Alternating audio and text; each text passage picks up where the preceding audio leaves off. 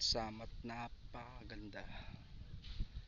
Hi guys, napakaganda ng Mount Samat. Mount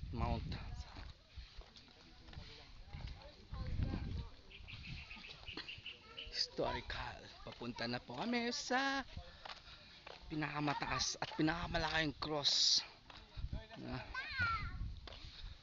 Ayan. Ayan sila. Picture. Ayun, isang hapon na iwan.